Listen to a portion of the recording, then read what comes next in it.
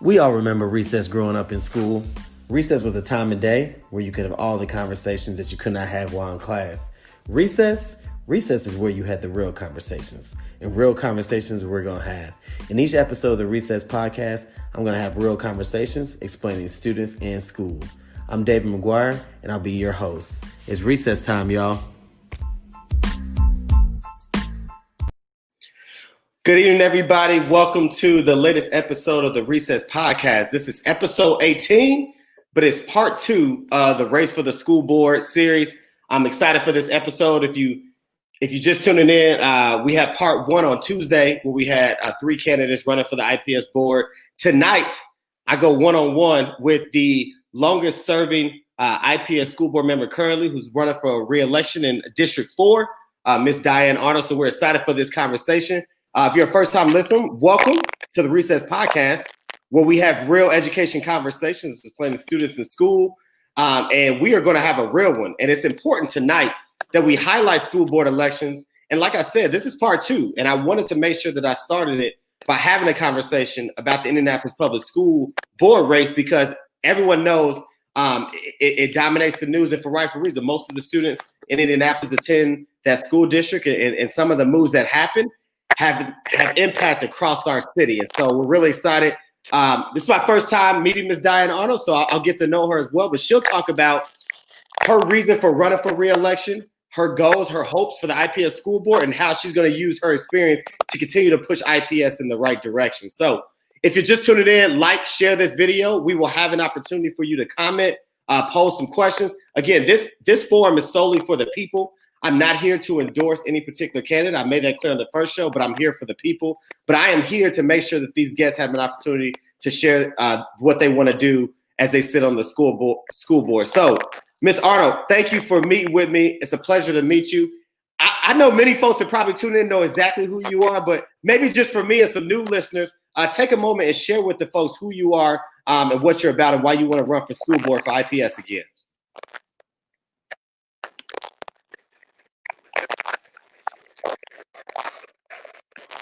Looks like we're having some technical difficulty. Folks, don't worry. We'll get that going here soon. Hear me, because you're a little crackly. Am I crackly to you? Yeah, a little bit, but I think we got you live. So I'll ask you, just share with the folks who you are. I know many folks do know you and why you're running for re-election.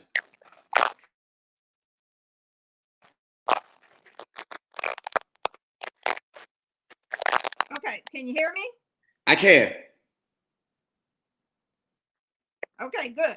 Well, as you said, my name is Diane Arnold, and I am the current candidate for the IPS School Board in District 4. I am the incumbent candidate. I've been on the board. Actually, this is my 4th election. I have an interesting history. I was appointed to the board twice and have been elected 3 times. Once I had 2 opponents, 1 time opponent, and I have 1 opponent this election. So I'm running because I believe I'm the best candidate. I really questioned whether, I should run again this time, but I've decided that I believe I am the best candidate. I think my history, I've got institutional history. I have served and worked with 6 different superintendents, some permanent, some interim. I've worked with over 20 different school board members. So I think I've learned a lot during my time on the board. I think one of the biggest issues is learning that difference in management and governance. And I think many people who run for school board believe that their job once they get elected is to come in and fix every issue with the district. They get involved with personnel issues. They get involved with parent teacher issues. They get involved with a lot of things that really are not the appropriate place for board members to be. So I think that understand the difference in management and governance. I think the fact that I've got some history we've got a relatively new board. We've got 3 people that were elected 2 years ago, and the potential for several new board members this election. And I think my experience in being able to mentor new board members will be important. I think the fact that for 50 years I worked at Hawthorne Community Center on the west side, served as the executive director for 32. That's really where I learned my passion for education. I saw that people who didn't have a good experience, good educational experience, and maybe dropped out of school would come back in their 20s with maybe 1 or 2 children. They dropped out of school. They didn't have any way to take care of themselves or their families. So I very much value that young people have a good educational experience that will then prepare them to be successful adults. And so we had everything from early childhood up through and including adults and senior citizens, because I don't think you're ever too old to learn new things. And so education was important. I believe that education is a quality of life issue. I believe that I'm interested in being on the board because at one time IPS closed Washington High School and every elementary school in our community. And I learned that nothing cuts the heart out of a community like closing schools. Businesses closed, people sold their houses, people moved away. The neighborhood became very transient. So it was really, really a challenge. I will also say that when Washington closed, the students from Washington, from my community, were supposed to go to Northwest High School. And they were supposed to be up and out on the bus stop at 6:30 in the morning to make that trek to Northwest. What we learned was that our dropout rate in our community went up to 80%. Our students just didn't get up and go. And so then we had a bunch of high school students who weren't going to school, who were, not being productive. And again, that was more trauma for the community. So I very much believe in education. I'm a strong proponent of early childhood at Hawthorne. We had a growing Spanish-speaking population, and so I created a early childhood program where the children learned in both English and Spanish. And we did that not only so our Spanish-speaking children would learn English, but also that our English-speaking children would learn Spanish. Because if you've ever tried to learn a language, new language, when you're an adult, it's very difficult. So the younger you are, the easier it is to learn a different language. So I'm proud of the work. I worked hard to get Washington reopened after it closed. I worked with IUPUI and other neighborhood residents to get Washington open with this last go around of school closings. I worked very hard to keep Washington open. Nothing is as bad as closing schools. I will say my heart goes out and I feel for every community that has ever had to deal with school closing. And as a school board member, I will not vote to close any of our neighborhood elementary schools, because generally those neighborhood schools are the ones where our most vulnerable students go and our most vulnerable families live. And to close their school, sometimes that school is the only lighthouse in that community. People go there for social events. People go there for sometimes health services because we have health clinics. They go there for food and nutritional support. So I very much support neighborhood schools. Proud of the work. I think I want to run now because I think we have a fantastic new superintendent. She's been there for a year. The first Black female superintendent that the district has ever had. And she has done a phenomenal job. I love her passion for racial equity. We just passed a policy. I think that's going to go a great deal in helping us bring our educational attainment and achievement up. I think it's very important when we especially talk about our neighborhood schools, that we have to look at systemic racism and how that has impacted our schools. The fact that all of our employees now participate in the Racial Equity Institute training, very important. It's a great step, but we still have a lot of work to do. And I'm not running because I think we've done everything great. I think we've got a long way to go. I want to be a change agent. We're not where we want to be. We're not where we need to be. But I believe with our current superintendent and our racial equity policy passed, now the hard work begins. And I really want to be a part of that. I've seen us turn around and change some failing schools to make them successful schools. I've seen us create partnerships with great other organizations. And so I believe that we're kind of on the cusp to really move the district forward, and that we have to do the best we can for all 31,000 students that we serve. We can't, dictate educational achievement based on what a child's zip code is. We have some great choice programs. We've worked hard to get more of our children of color into those choice programs.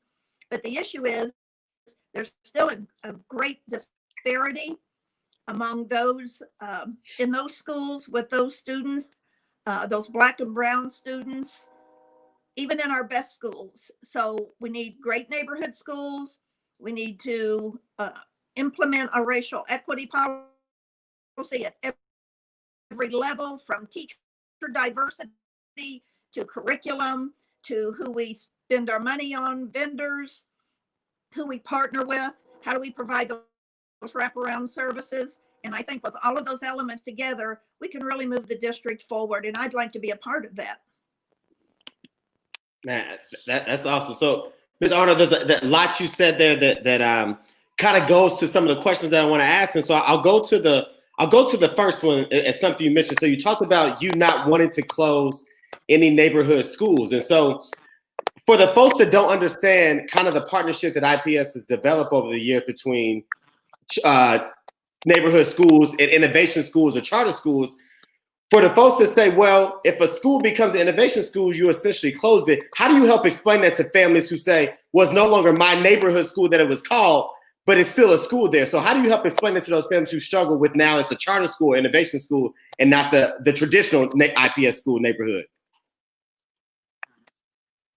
Sure. I do think that there's a lot of misinformation. I think in some cases, there is deliberate misinformation that people who don't like charter schools, that don't believe charter schools are public schools, that's absolutely not true. Charter schools are public schools. They get their money from the state, just like IPS gets our money from the state. So they are public schools. I don't approve of innovation schools just for the sake of innovation schools. I approve innovation schools when they serve a purpose, and they have done that and done that very well in our district. So, there's a couple of different things of why I believe that innovation schools are necessary and have proven to be very beneficial for our students. For example, and, for those people who tell me I'll never support an innovation school, I will never support, a charter, terrible. They believe that all these charters are for profits. They believe that there are people getting rich off of these. IPS does not partner with any for-profit charter schools. The only one that we ever had an innovation agreement with was Charter Schools USA. That was because the state gave Charter USA a relationship or the agreement to run manual and Emma Donation contract with Emma Donnan as an innovation school, but we did not approve of the way that was going, and so we terminated that contract. Another misnomer is that people will say, well, you've abdicated your responsibility. You're giving those schools, and they're not your board. They are governed by IPS. We have a contract with those schools, just like we have a contract with every principal. We have a contract with every teacher.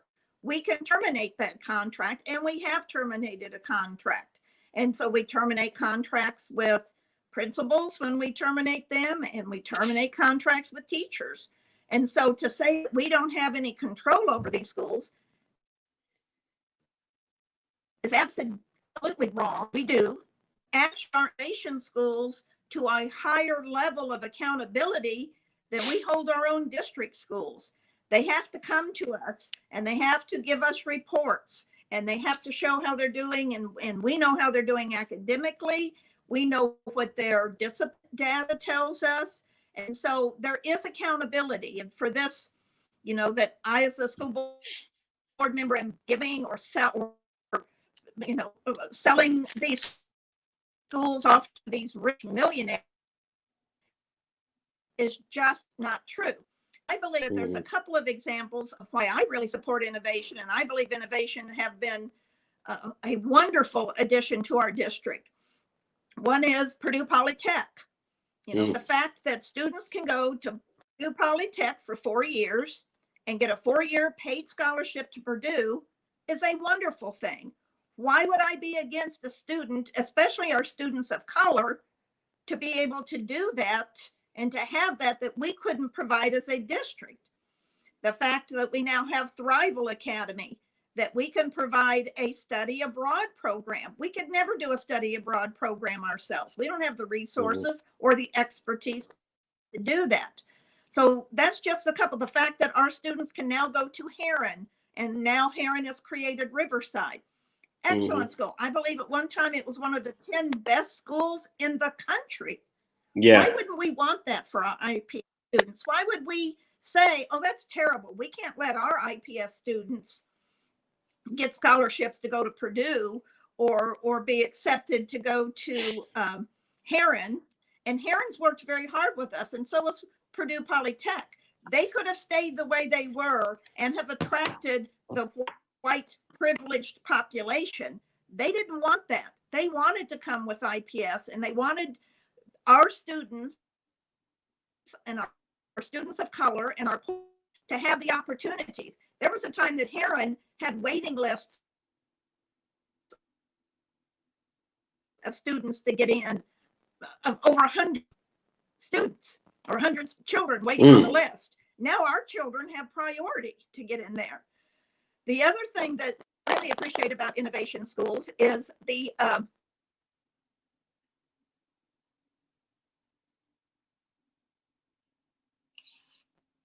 failing looks like schools. There it is. Don't have too many. Looks like we lost you there. Yeah. The data is in on how. Oh, am I back? Yeah, you're back. Okay. I have seen the data with what we've done with restart schools. And one of those schools happened to be in my own neighborhood, Wendell Phillips School 63 in Hallville.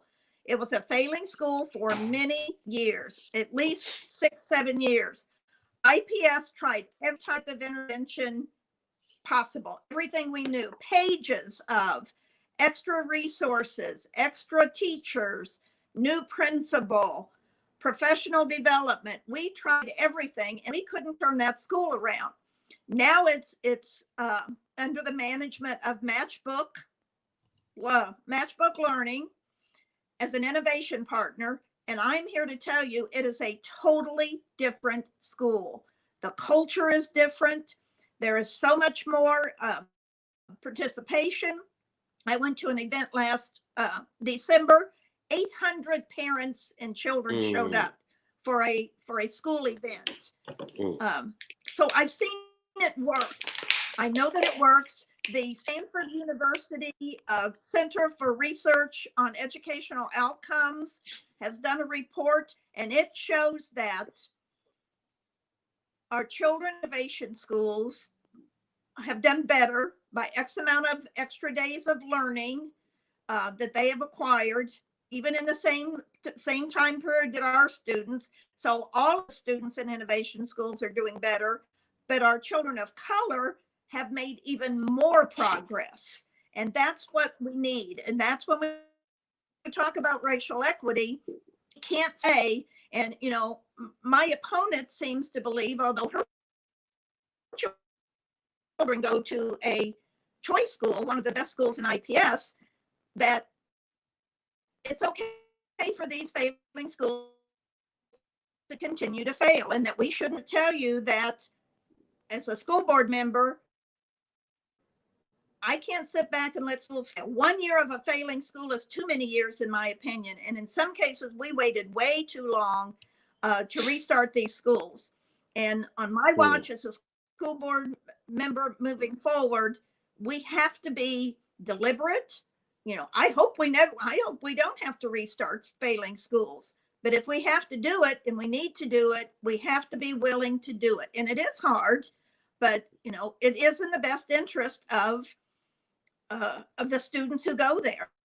And we can't say, you know, for people to come in these schools and say, oh, they're going to take over and they're going to kick your kids out of these schools, and your kids aren't going to get these services, and you're not going to be able to do this, and you know, they're going to be mean to your children, and it's wrong to do that to families. It's wrong to do it with families that are struggling with so many different issues anyway, and to scare them and make them feel like. And so I won't accept failing schools.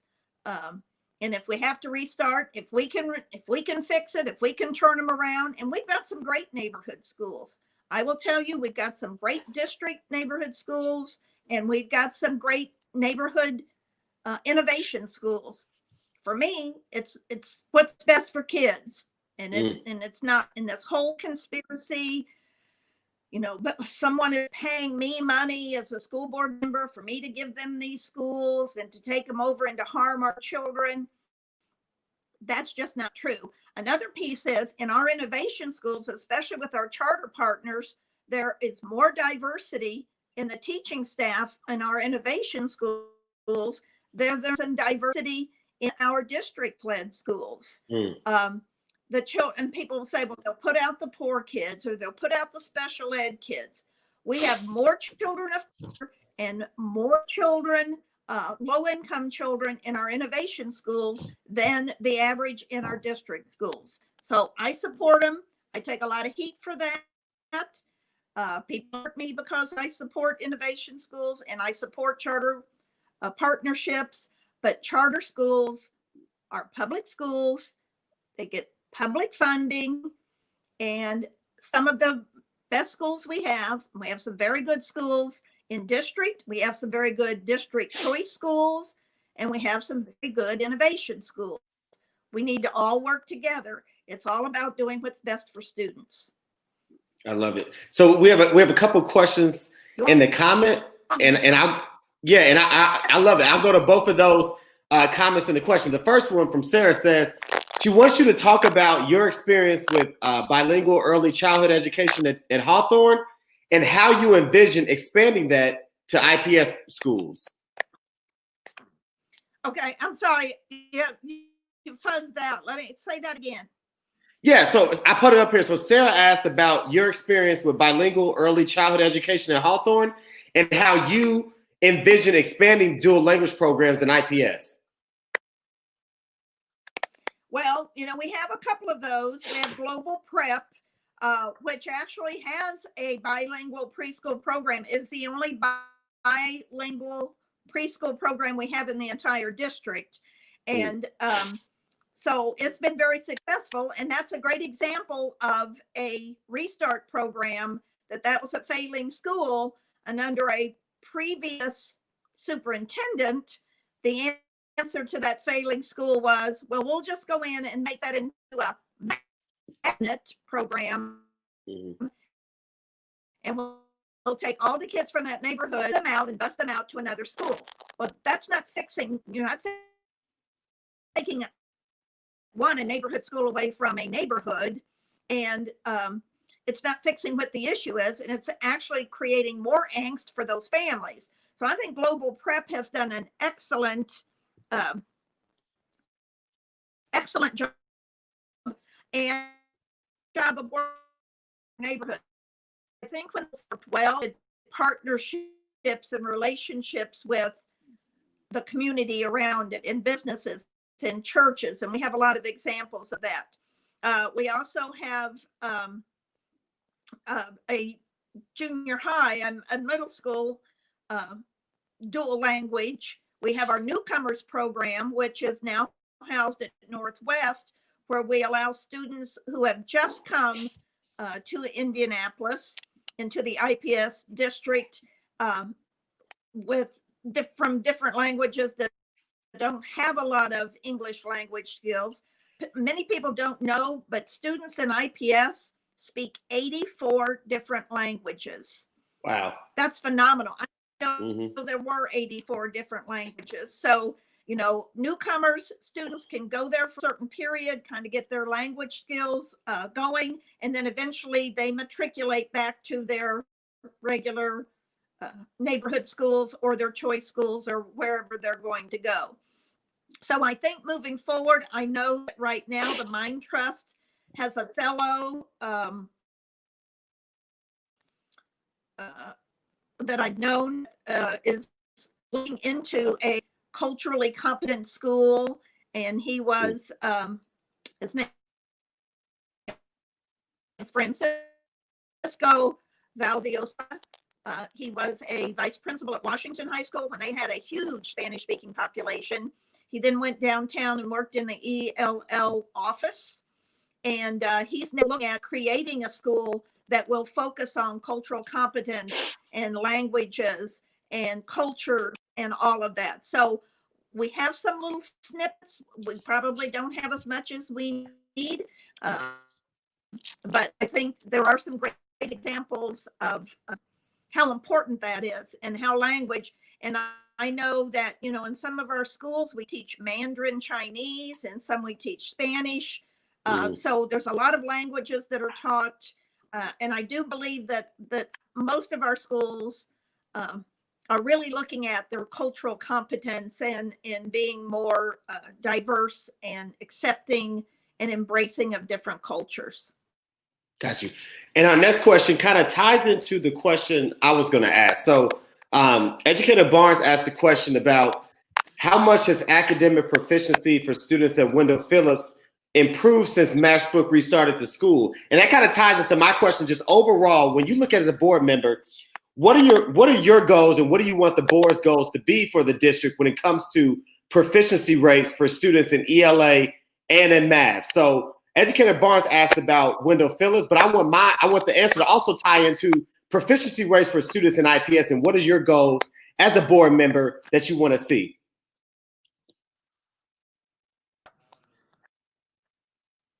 I mean, it's no secret. We have to improve our academic achievement. That has to be our highest priority. We was just looking yesterday at the list and the grades. Of course, we all know things are kind of funky with the COVID, and there's whole and a lot of things going on. We know that students have really struggled. We know that the spring was bad. So we know that there's more anyway. But that's the key. And I couldn't dictate, but it is what it is. The issue is tests are how we're measured. Tests are how the state measures our success and failure. And if we want the state not to intervene and not to take over, we have to go by the barometer that they're using to measure success. And so, that's a challenge. I understand standardized tests on everything, but unfortunately, that's what's being used, and we have to be on board with everyone else. So we have to do a better job academically. We have to, there are a lot of different methods out there. There's a test called NWEA, which is an assessment where you find out exactly where students are. They take it 3 times during the year, the beginning of the year, the middle of the year, and the end of the year, and they tell you growth and how much they've grown. And so we have to do that. We have to look at that. There's a lot of different interventions that we use now with regrouping and retesting students as they go. So I don't have the particulars for Wendell Phillips. I should have brought those because I get those all the time, and we get those all the time. but I can tell you, looking at the grades, and if you look at the grades, and a lot of those are on student growth, you will see that those schools are achieving and they are doing much better. So I can, if the person wants to contact me individually through my email, I'll give you that information, or my Facebook page, I can give you specifics. But it takes a while when someone takes over, a operator takes over, or a partner takes over a failing school. We're not going to go from an F to an A in 1 year. It is a process, and it is a changing of the culture, and it's a creating from the ground up a relationship. It's building relationships with community.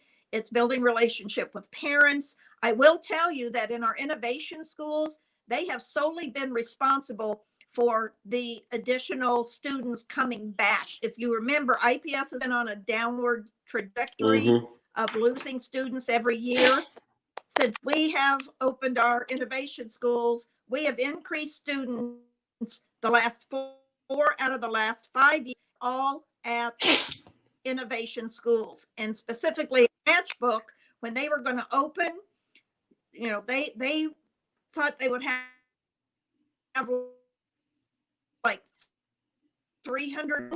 They're now up to about 550 students. So the fact that people are sending their children there, the fact that the culture is different, I'm not sure. I'm sure they're not where they want to be academically, but I think they've made progress. I think they do that continually, testing and regrouping and bringing in. And I know they do a lot of one-on-one. And I know their big philosophy at Matchbook Learning was every child would get tested, and then every child would have their own kind of plan moving forward. So if a child was academically talented and they were in 3rd grade, but they were doing 5th grade work, they would provide that child with that support to keep moving forward. If a child was in 3rd grade and on the 1st grade level, they would work with that child to get that child caught up. So I don't have the specific numbers, but I'm willing to. I do have that information. We get that information all the time on all of our innovation schools to know how they're doing. And it's our responsibility as a board to hold them accountable. And if we have a innovation partner and they're 4 years in, they're still available, we address that. And we awesome. So I have a question, and it goes back to something you said earlier, and I know it's just reading and seeing on social media. I know this is one of the places that a lot of families and questions they ask. As a board member, you've been on the board for a while. How do you help voters that are deciding on the candidates, that they pick a candidate that worry that some of the seats on the board are bought? How are you able to navigate those waters to explain to people? And you mentioned it, you're a stitch of history working at the Hawthorne Center and working in the community. But now it seems that board races have become highly politicized and you have a lot of other interests. How do you navigate the waters to make people know that your seat isn't bought, that you are for the people? How have you been able to navigate those waters and continue to do that, especially this election season?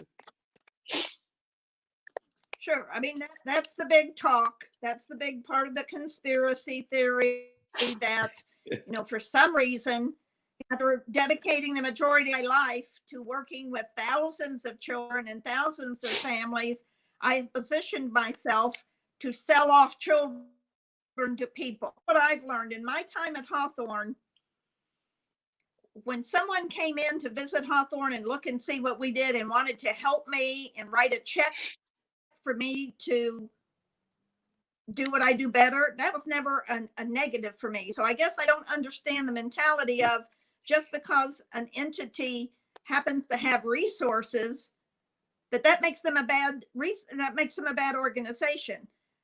I would like to believe that people who have resources want to help children do better. We all want children to do better. And so I don't necessarily think it's a negative thing that people who have money want to help us better educate our children. They have a different way, they believe that we should be more inclusive and look at more creatively trying to improve academic achievement. So to say that, oh, Diane Arnold is bought out, we'll say, well, you've relinquished in these organizations, out of state. I heard that out of state or whatever are running our district. No, I am the direct person. I am elected by the people who live in my community to work on education. That's what I do. I have no agenda. I mean, I don't personally benefit. No one writes a check and says, Diane, I'm going to give you 100,000 do terrible things to children. My goal and everyone's goal is to make education. Or so I think, again, it's part of this conspiracy. They don't like charter schools. They're organizations who support the church school movement. I understand that. I've taken my hits with that. And again, I'm not pro-charter. I'm not anti-charter. I'm pro-student and pro-children. And if I believe that working with a charter school is going to be best for students, then that's what I'm going to do. But I think it's, the thought that if people have resources and, and they can say, well, you're being supported by out of state or whatever these different nefarious organizations are, but my opponent is now being endorsed by a state national organization that is anti-charter. So I don't see that one is different than the other. Again, in my world as a non-executive director of a community center, it wasn't a bad thing if someone wanted to give me money to help make my community center better, help provide services for people. So if people have resources that they want to invest, I look at things like the Mind Trust, who invested money to create these learning centers where students that needed help with the virtual learning could go. I just saw the other day where the Mind Trust is funding teacher donor choice applications or proposals from teachers. I saw where Stand for Children. I've worked with a lot of parents for Stand for Children, and they are parents from our neighborhood schools. They are typically, not our privileged choice school parents who are the loudest and most vocal at every. So I very much appreciate Spring for students. So, you can lambast these organizations if you don't like them, and you can make up stories or conspiracy theories that they're horrible and they're here to hurt our kids, or we can welcome them to the table and say, we're glad you're here. We want to partner with you with the same goal that we all want our students to do better. And that's the philosophy I take is, I don't think anyone who's willing to come and work with us and help us do a better job is fine with me. Absolutely. So I guess my last little scripted question, I want to know, so because I think it's amazing, and you talked about it, we said in the pre-show, you said in the beginning, you've been on the board with 6 different superintendents, whether it's full-time or permanent, but I want to talk about the last 3 permanent superintendents, and as you think about IPS and how far IPS has come and how far IPS can go, when you think about where the IPS was when you first started and now where it is now, what do you envision for the future of IPS moving forward?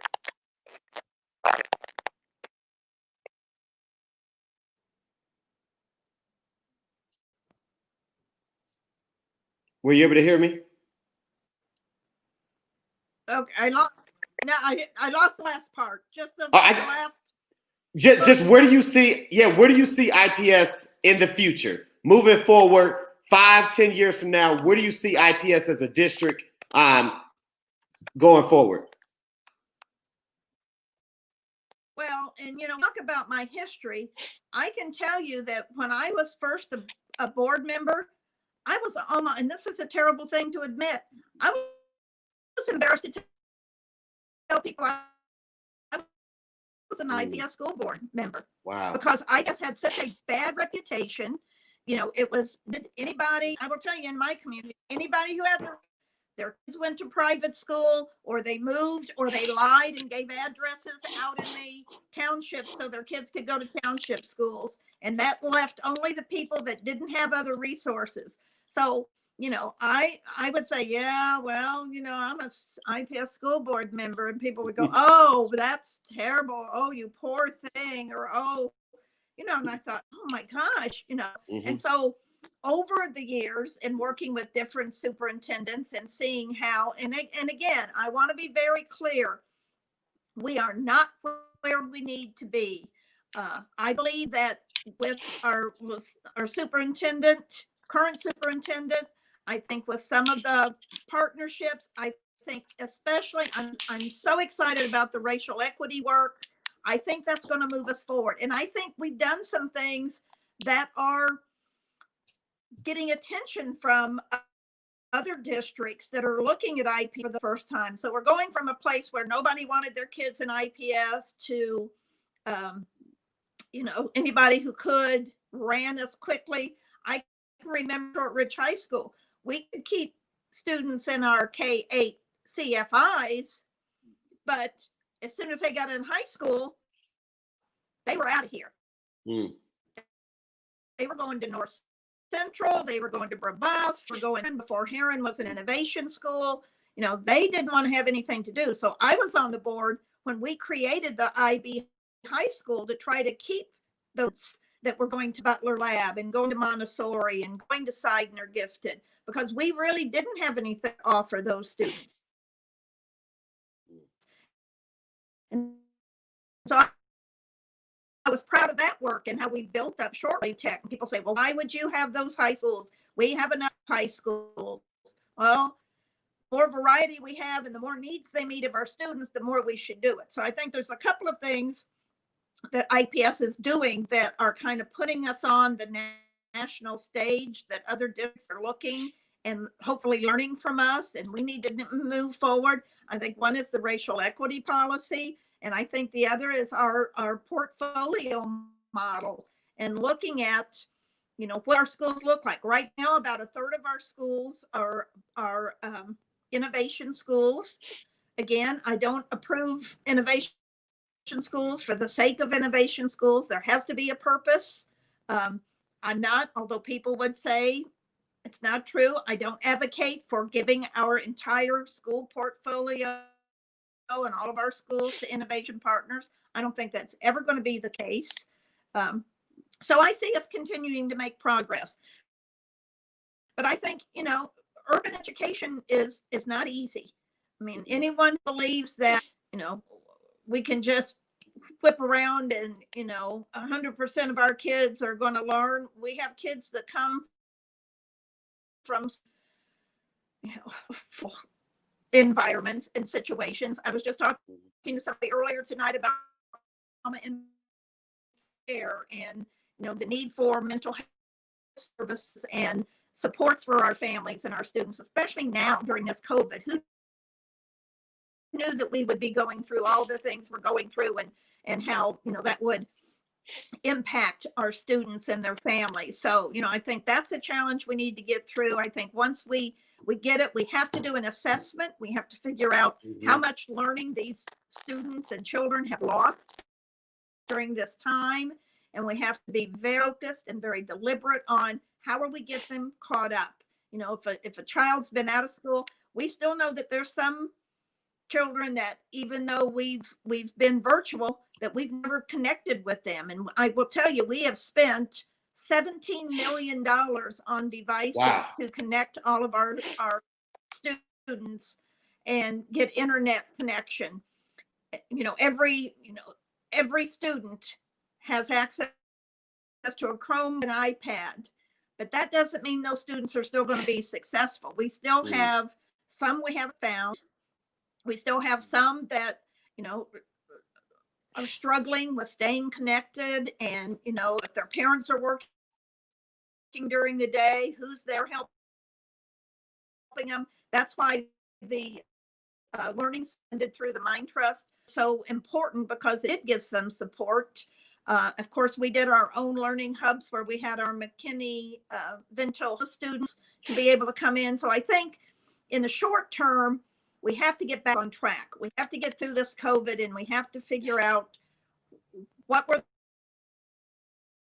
the losses and how do we get this train back on the tracks and move that direction. I think in the long term and looking down, I want us to be a successful urban district. I've heard it for years and years that, oh, they just need to tear IPS apart and do the pies. And, you have Washington Township come in and Wayne Township come in. And, I don't support that. I think that there is a reason and a purpose for having the IPS school district. I think we need to compensate. That referendum was very, very important in giving our teachers historically the highest raise they had ever had. We need to do a better job of diversifying our staff. So my goal is that, yes, 100%. You want to know what my vision is? 100% of our schools will be high performing and will all be graded as A schools. That's a lofty goal, but I think that we've got some elements moving forward. And I think, we're going to make mistakes along the way. And I think we're going to have challenges along the way. Who knew we'd be dealing with a pandemic and trying to educate 31,000 students in the pandemic? Nobody knew that, but I think we've done an admirable job of doing that. We're in our third iteration of our plan. And I think we've done a remarkable job. Even in the spring, if you think how complicated this is, in the spring when school was out because of the virus, and we were trying to do paper packets and we were trying to do the best we could, we weren't into the one-on-one. We provided over 500,000 meals to our families. That's remarkable to me that, we're able to do it. The fact we spent $17 million on devices and Wi-Fi hotspots and supports for our family. The fact that, we spent $2.3 million on hiring bus attendants so that we can safely transport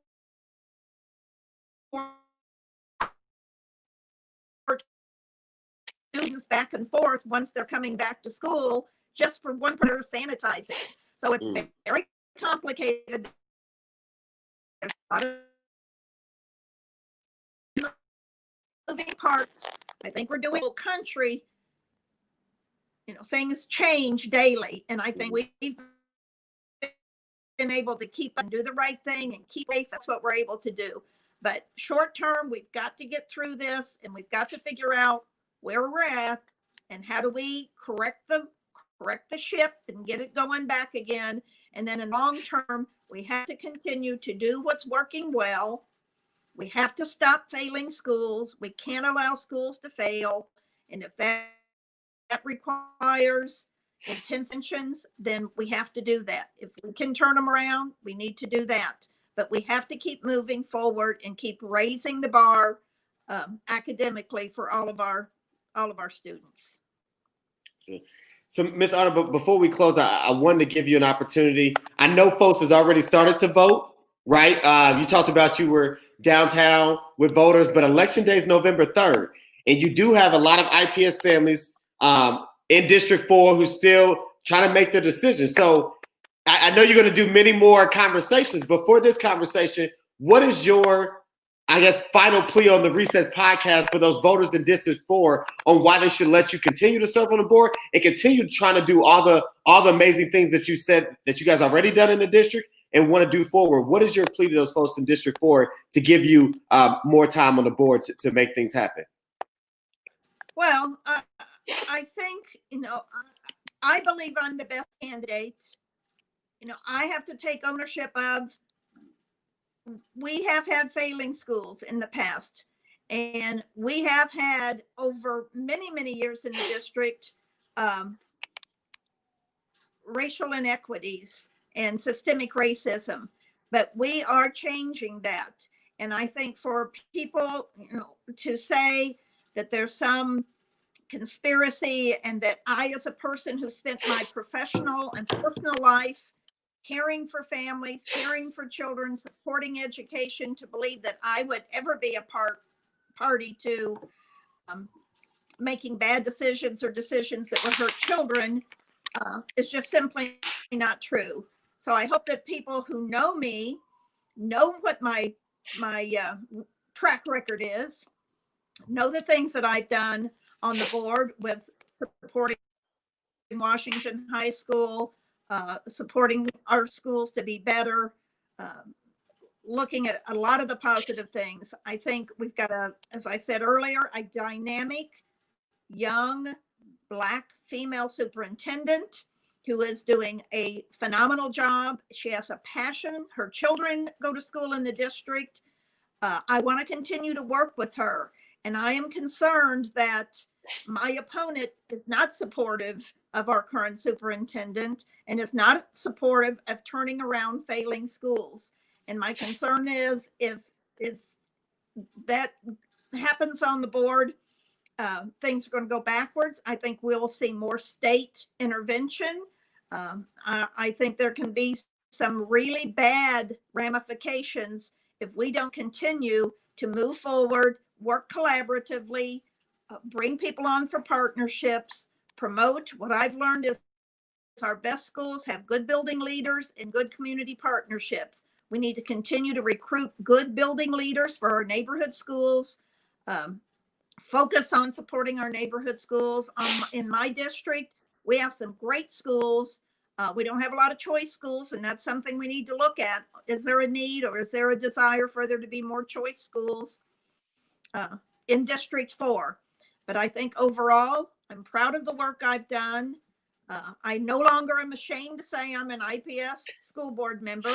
I'm proud to say that I represent the 31,000 students and their families that we serve, and would like the privilege to be able to serve another 4 years, to work with my fellow school board members, to work with the community, to work with the business community, to work with churches, to work with parents, everyone. It takes, we all hear the